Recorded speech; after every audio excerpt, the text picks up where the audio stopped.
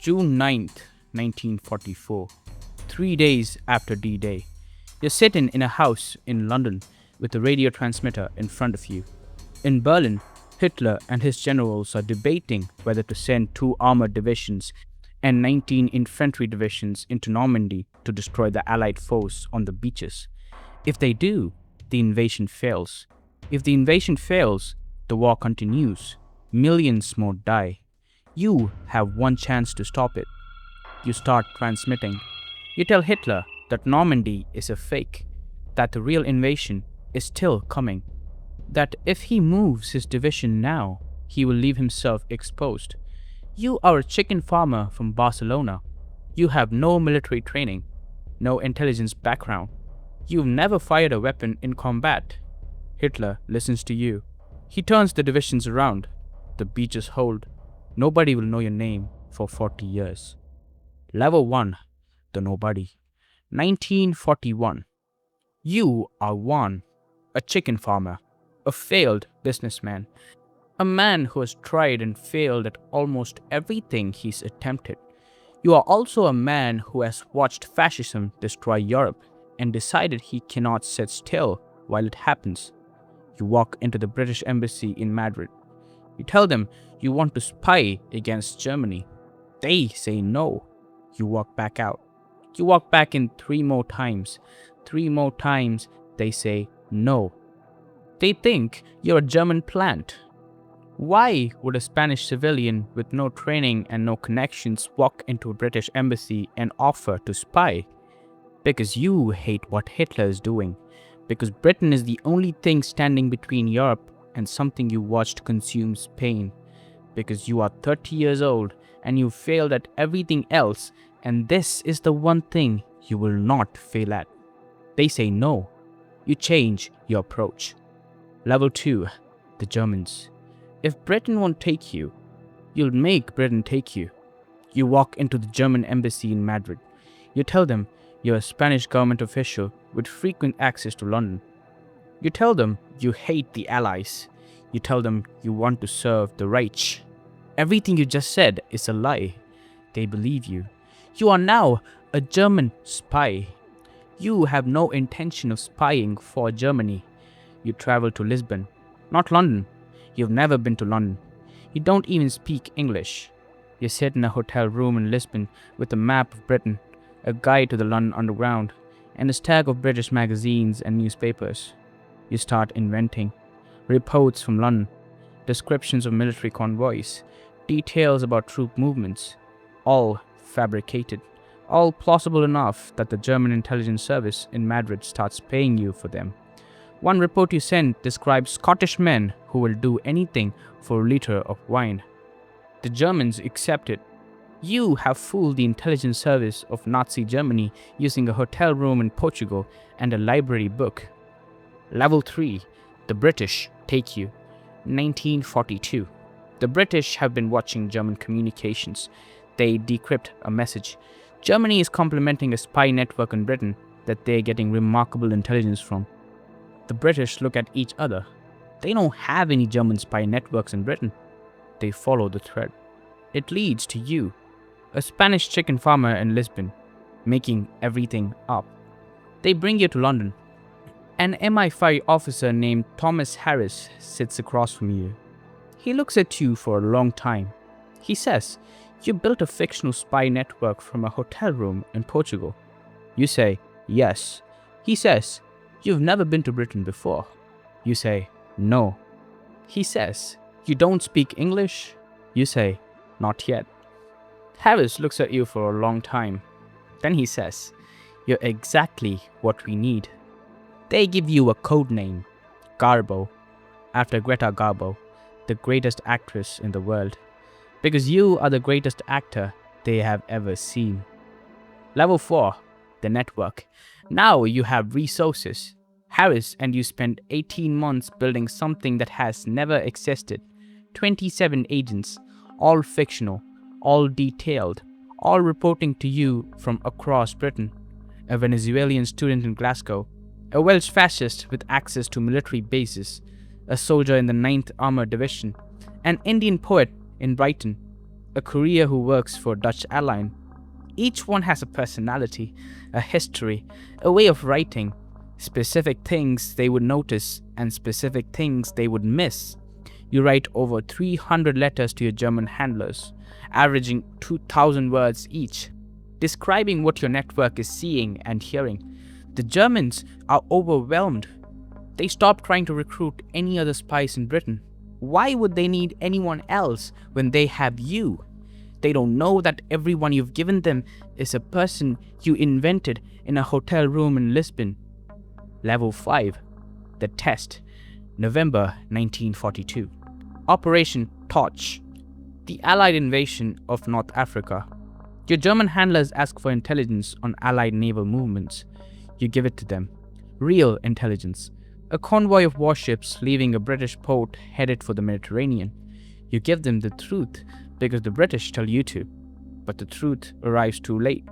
The letter is timed deliberately. It reaches Germany after the convoy has already landed. Your handlers write back. They say, "We are sorry it arrived too late, but your last reports were magnificent." You read that letter and you understand something important. You can give them the truth and still deceive them. If the truth arrives late enough, it becomes useless. And a spy who delivers accurate information that arrives too late is more valuable to them than a spy who delivers nothing. They trust you completely now. That trust is the weapon. Level 6. The Iron Cross. 1944. Germany tells you they believe an Allied invasion of Europe is coming. They want everything. You send them over 500 radio messages between January and June, sometimes more than 20 per day. You are building a fiction so elaborate it has its own architecture. An entire fake army called FUSAG, the first United States Army group, based in southern eastern England, positioned directly across from Pas de Calais. Inflatable tanks in the fields, fake radio chatter, fake airfields, an army of rubber and lies that Germany believes completely. The real invasion will go to Normandy. Germany is looking at Pas de Calais. On July 29, 1944, Germany informs you that you have been awarded the Iron Cross for your extraordinary services to Germany. You accept the award with humble thanks. Harris is in the room when you receive the message. You look at each other. You almost laugh. Level 7, June 9th. Back to the room in London. The transmitter. 3 days after D-Day, the Germans are debating Normandy or Pas de Calais, real invasion or feint. 2 armored divisions are already moving towards Normandy. If they arrive, the beaches become impossible to hold. You transmit. You tell them Normandy is the diversion. The real invasion is still coming at Pas de Calais. You stake your entire reputation on it. The reputation of a spy network that has never given them a single piece of information that turned out to be wrong. In Berlin, a message goes out. Turn the divisions around. They turn around. The beaches hold. Later, historians will calculate that this single transmission may have saved the invasion, may have shortened the war by months, may have saved hundreds of thousands of lives. Your name is not in any newspaper. Your photograph is in no archive. You don't exist officially. You sit in the room in London with the transmitter. Harris comes in. He says, "It worked." You say, "Yes." You both sit there for a moment. Level 8, the after. The war ends. You are one of only 2 people in history to receive the Iron Cross from Germany and the MBE from Britain. Both for the same work. Both sides think you served them. Only one side is right. But you can't tell anyone. You were a double agent. Your work is classified. The methods you used, the network you built, the messages that turned the armored divisions around, all of it is sealed. The Germans lost the war. Some of them are still alive. Some of them know your face. MI5 helps you fake your death. Malaria, Angola, 1949.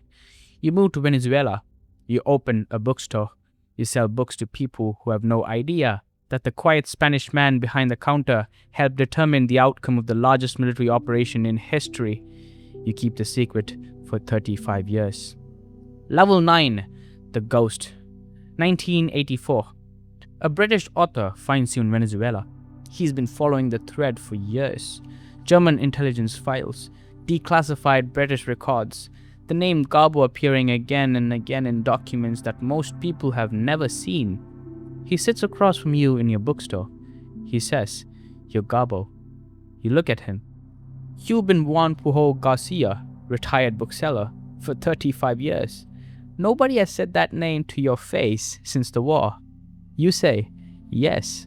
He says, "Do you understand what you did?"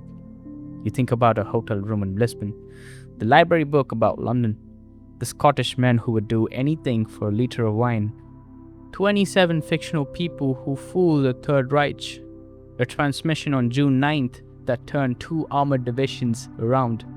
You say, "I did what needed to be done." He publishes the book. The world finds out who you are 40 years later. Level 10. The Return. 1984. You travel back to Britain for the first time since the war. You stand outside the building where you sat with Harris, where you built the network, where you transmitted on June 9th. The building looks different now. Everything looks different now.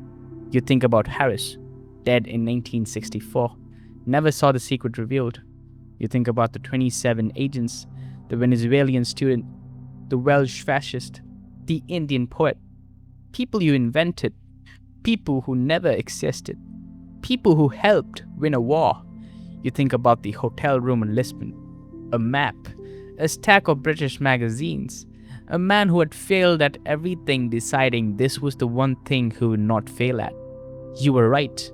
You go home to Venezuela. 4 years later, you die in Caracas, quietly, without drama.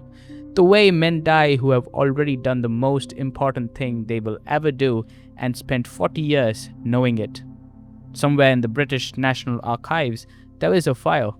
It describes a network of 27 agents who never existed, 300 letters averaging 2,000 words each, 500 radio transmissions. A transmission on June 9th, 1944 that turned the armored divisions around, and a chicken farmer from Barcelona who decided he would not fail at this. He didn't.